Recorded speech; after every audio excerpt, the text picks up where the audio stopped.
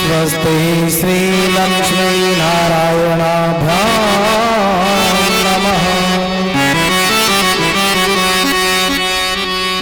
स्वस्ति श्री जानकिना वल्लभो विजयते तरा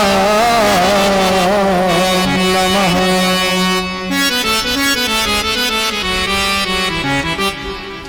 स्वस्ति श्री राधा वल्लभो विजयते तरा नमः।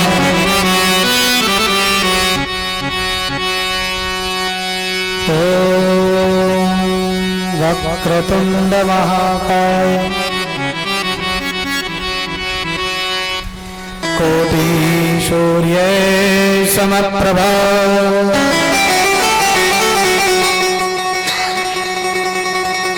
निर्विघ्नं करोमि देव सर्वकार्येषु सर्वदा।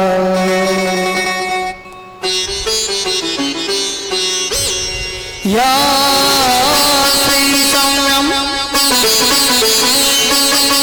शुक्रतिनां भवनेश्वलक्ष्मी पापात्मनां कृतधियां हरदेशबुद्धिं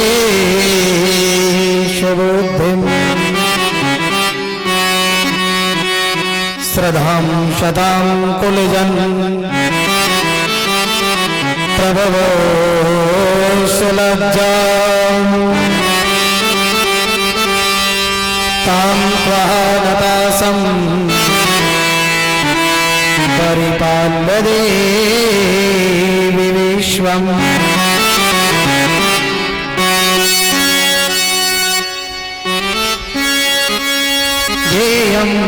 सदा परिवग्नयभीष्टदोहम् तीर्थादिशपदं शिवविरञ्चिनोतं शरणम्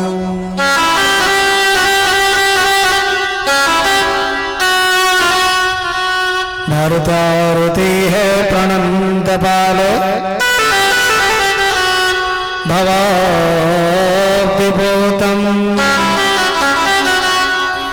वंदे महापुरुष ते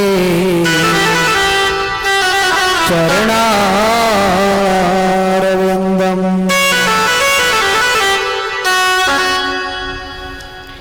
ओम वंशी विभूषितकरां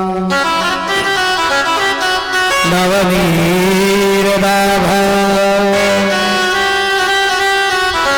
पीताम्बरावरुणबिम्बे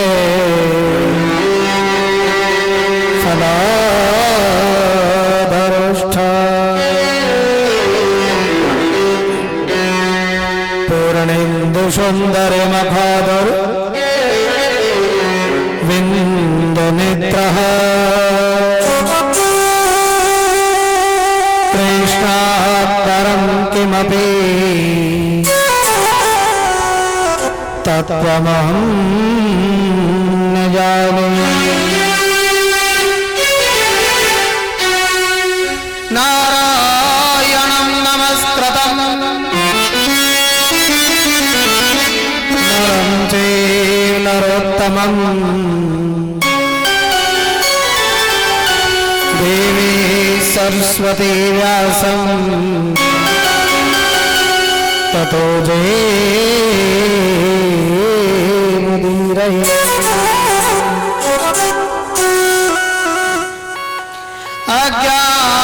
अज्ञानतिमिरान्धस्य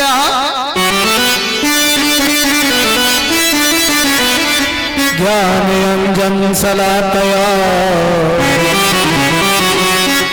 चक्षुरुन्मीलितं येन तस्मै श्रीगुरुवे नमः। अखण्डमण्डलाकारं व्याप्तं येन चराचरं तत्पदं दर्शितं येन तस्मै श्रीगुरुवे नमः।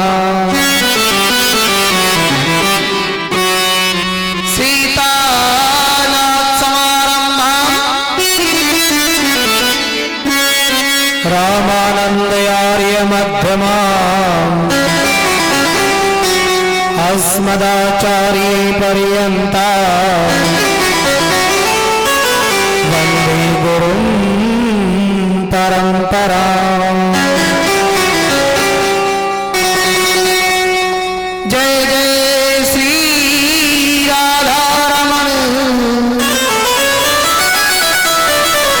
जय जय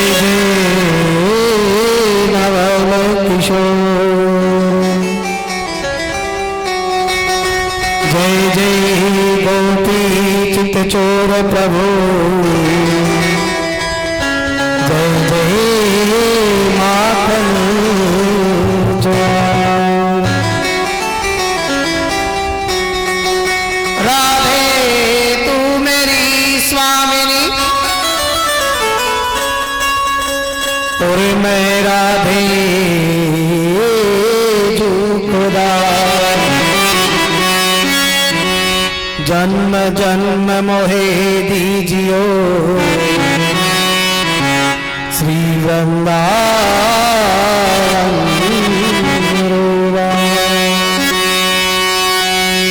राधे तू बड़ी भागिनी कौन तपस्या की तीन लोक के तरण तारण सब थारे आधीन।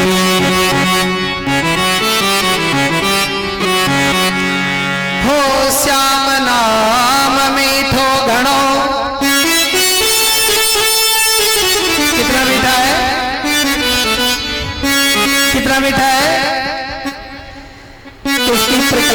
परिकल्पना भी नहीं कर सकते। हो श्याम नाम मीठो घणो और रटियो नित्य हमें, याही में तो रम रहे ब्रह्मा विष्णु रहे।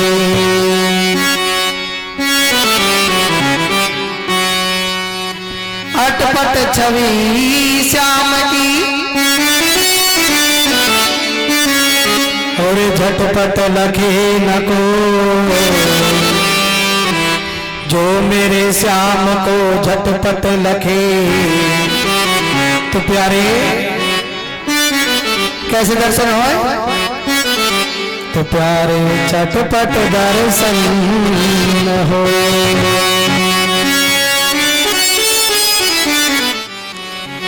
वृंदावन के वृक्ष को और मरमन जान को, जहाँ डाल डाल और पात पात पे प्यारे श्री राधे राधे हो।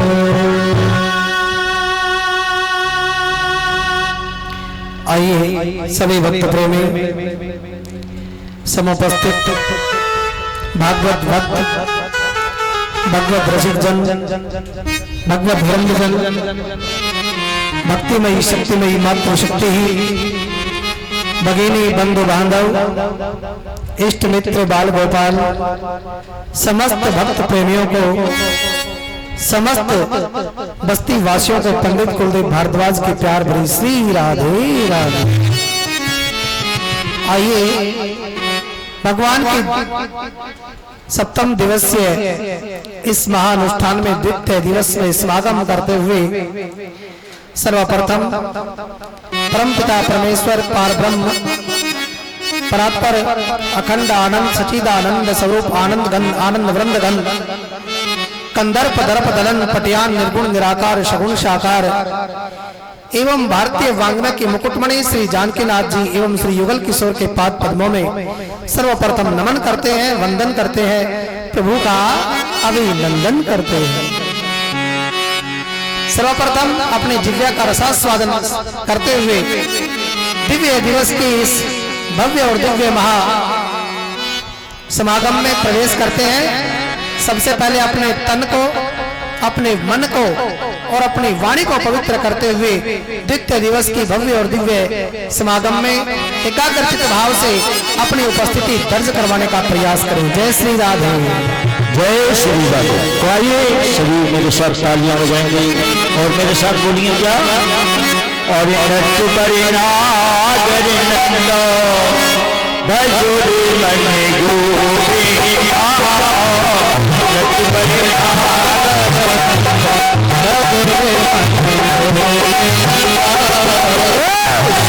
सो जाएगी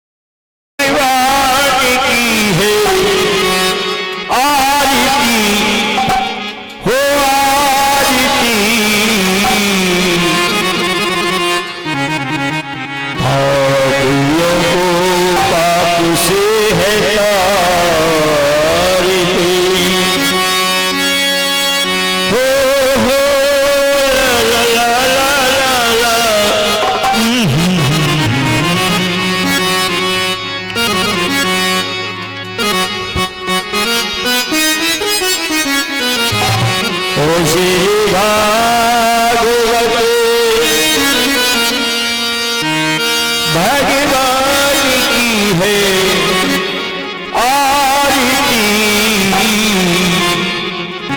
पापियों को पाप से है तारती। श्री भागवत भगवान की है आरती, पापियों को पाप से है तारती। पापियों को पाप से, पापियों को पाप से, पापियों को पाप से, पापियों को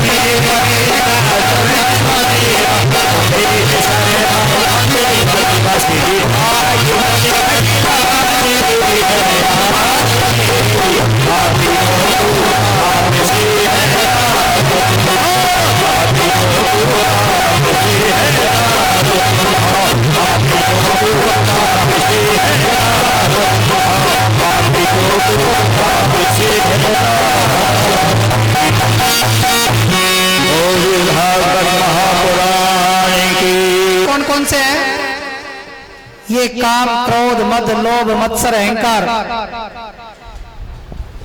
ये इतना कूड़ा और यहां पर भरा बैठा है। कहां पर भरा बैठा है? यहां पर। और इस कूड़ा की विशेषता है कि प्रेम गलियति साकरी और जाने दो न समाल। प्रेम गली इतनी छोटी है जिसमें दो नहीं समा सकते। या तो इसमें गंदगी रह सकती है या फिर भगवान ही रह सकते हैं। कैसे? एक बढ़िया ने क्या किया, अपनी हवेली और डाकुओं को दे दी। अब वहां पर क्या करें, वो रोजाना वहां पर जुआ खेलें, डकैती करें। धीरे धीरे तो बढ़िया को किराया देते, लेकिन अब क्या किया, 5-7 महीने दिया और कहने लगे लाला जी अगर अब की बार किराया मांगा तो ये समझ लीजिए पिस्टल जो है ना तुम्हारे यहां पर लगेगी। क्योंकि बदमाशों की विशेषता होती है कि धीरे धीरे तो कुछ नहीं बोलेंगे, खूब लालच देंगे। क्योंकि वो जर्जर हवेली थी, कोई लेने के लिए तैयार नहीं था। डाकुओं ने अपने ले ली। और ये डाकू कौन है? ये काम, क्रोध, मद, लोभ, अहंकार। अब इस हवेली के अंदर उसका निवास हो गया, तब ये पिस्टल तान देते हैं। अब बेचारा परेशान हो गया, क्या करें, इनको कैसे निकालें? तो भैया इनको निकालने के लिए अब क्या किया जाए? अब बेचारा परेशान, अगर इनको निकालेंगे तो ये पिस्टल लगा देगा। लेकिन एक बार सरकार ने क्या किया कि जो पुलिस जो चौकी थी और उसका पुनरुद्धार होना था, तो एसएचओ साहब ने और मैगजीन में छाप दिया कि भैया मुझे कोई हवेली खाली चाहिए। किराया सहित अपने अपने लेटर भेजे। लाला जी ने सोचा कि इससे अच्छा अवसर नहीं हो सकता। एसएचओ साहब के पास में गया, दौड़ करके तुरंत जाकर के कहने लगा, महाराज मेरी हवेली बिल्कुल फ्री में है तुम्हारे लिए। एसएचओ ने कहा इससे बढ़िया तो बात नहीं हो सकती, क्योंकि जो पैसे आएंगे वो अपनी जेब में और फ्री में हवेली मिलेगी। बोले महाराज एक काम करो, कल से ही आप वहां पर आ जाओ। एसएचओ साहब अगले दिन गए, डाकुओं को पता लगा कि यहां पर तो चौकी खुल गई। अब दोनों एक जगह नहीं रह सकते, पुलिस और चोर दोनों एक जगह नहीं टिक सकते। एक को तो वहां से खिसकना पड़ेगा, लेकिन पुलिस तो खिसक नहीं सकती क्योंकि वो कानूनन है। लेकिन डाकू के पैर नहीं होते, वो तुरंत खिसकने का प्रयास करेंगे। अगले दिन डाकुओं ने सोचा यहां पर चौकी खुल गई, तुम्हारी पार नहीं पड़ने वाली, यहां से निकल लेंगे तो अच्छा रहेगा। अगले दिन खिसक लिए। अब लाला जी के मन को सुकून मिला कि डाकू गए, अब थानेदार है, कुछ दिन बाद में चौकी बन जाएगी, चले जाएंगे। तो मैयाओ ये काम, क्रोध, मद, मोह, मत्सर, ये कितने डाकुओं ने यहां पर डेरा डाला हुआ है। और हमारे जो सांवरिया हैं वो थानेदार हैं।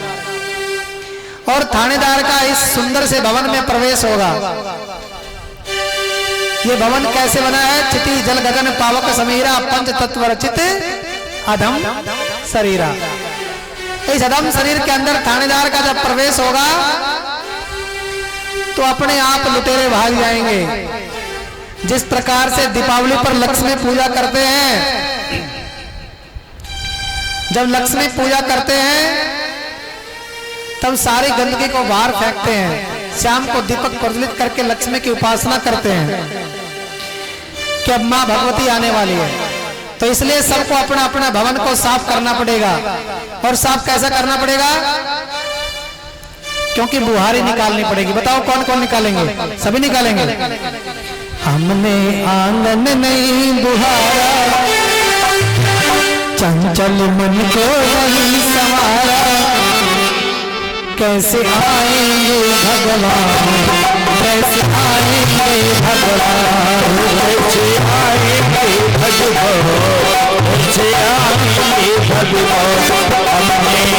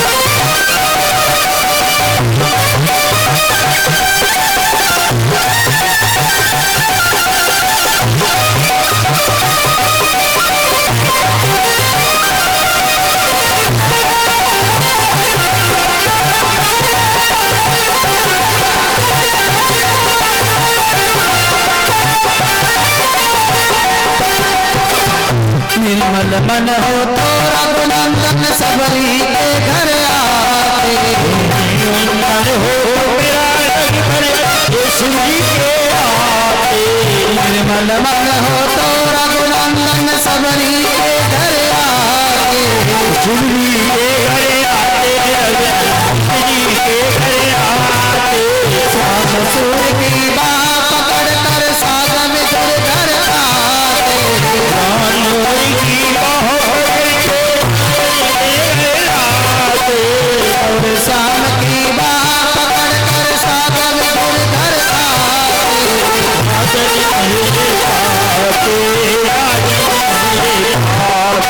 उस पर हमने नहीं विचारा, हमने नहीं विचारा, कैसे आए कैसे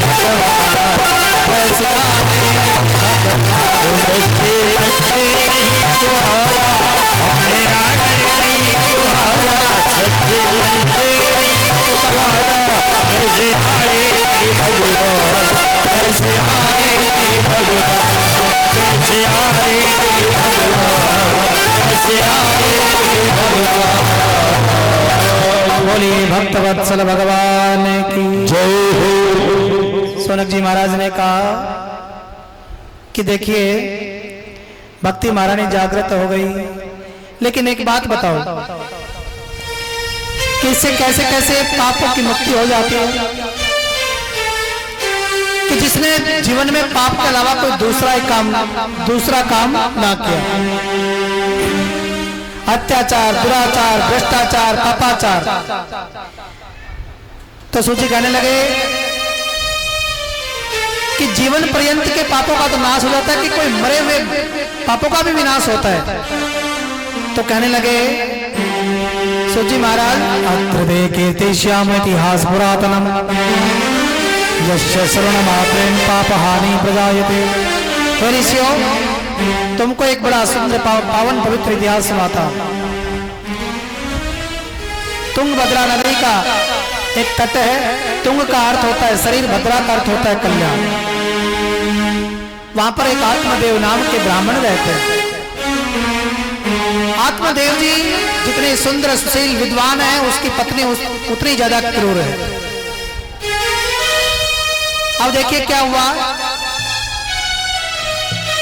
उसकी पत्नी का नाम है श्रीमती धुंधली देवी। लेकिन धुंधली की विशेषता क्या है कि जब तक वो पड़ोसियों के घर में लाठी चार्ज ना करवाए दे तब तक भोजन हजम नहीं होता। आत्मदेव जी महाराज ने क्या किया, कहने लगे कि अब मैं घर से परेशान हो गया, इसको त्याग करके और इसको छोड़ करके मुझे वन में जाना चाहिए। आत्मदेव जी वन को प्रयाण कर जाते हैं, एक वृक्ष के नीचे बैठ जाते हैं। इतने में एक संत का आगमन होता है। संत ने दिव्य दृष्टि से देखा कि कोई भक्त भगवान को पाने की अभिलाषा में और वहां पर बैठा हुआ है। चलो इसका मार्गदर्शन करवाते हैं। भगवत प्रेमियों जाकर के और कहने लगे, अरे तुम कैसे बैठे हो? आत्मदेव जी ने संत के चरणों में नमन किया, वंदन किया और कहने लगे, प्रभु मैं यहाँ पर इसलिए बैठा हूँ कि मेरे घर में एक वृक्ष है, उस पर भी कोई फल नहीं है। मैं एक गाय लेकर के आया, उसने भी कोई बच्चे को जन्म नहीं दिया। और मेरा दुर्भाग्य देखो कैसा है कि मेरे को कोई संतान भी नहीं है। संत ने कहा कि आया तो कुछ और समझ करके था, लेकिन यहाँ तो कुछ और ही पल्ले पड़ गए, तो क्या करें? संत ने समझाने का भरसक प्रयास किया। अरे महाराज, संतान ने कब किसका भला किया है? संतान चार तरह की होती है, लेनदार, उदासीन, शत्रु और सेवक। एक पुत्र तो ऐसा होता है कि पूर्व जन्म का कर्जा लेने के लिए हमारे घर में जन्म लेता है। एक बार यहाँ भरतपुर के पास में एक फलाहारी बाबा हुआ करते थे और वो फलाहारी बाबा क्यों बने क्योंकि प्राचीन काल में वाहन व्यवस्था कम थी और एक सैनिक मार्ग से आ रहा था तो जो फलाहारी बाबा और उसकी बहन दोनों, उनके बचपन में ही दोनों माता पिता गुजर बसर गए और दोनों भाई बहनों ने विचार किया कि बस्ती को छोड़ करके और खेत में अपना जीवन यापन करेंगे। झोपड़ी डाल करके रहने लगे। वहां पर एक सैनिक, रात्रि का समय हुआ, विश्राम करने के लिए उनसे आश्रय स्थल मांगा तो उस दोनों बहन भाइयों ने कहा कि महाराज आप यहां पर रुक जाइए। लेकिन रात्रि में उस बहन के मन में वह विचार उत्पन्न हुआ कि इसके पास ये मुझे कोई सैनिक लगता है, बड़ा हट्टा कट्टा है, अपार धन संपत्ति है और मेरा भाई बेहद दरिद्र है, क्यों ना इसका काम तमाम करके और इसकी संपत्ति को हड़प लिया जाए।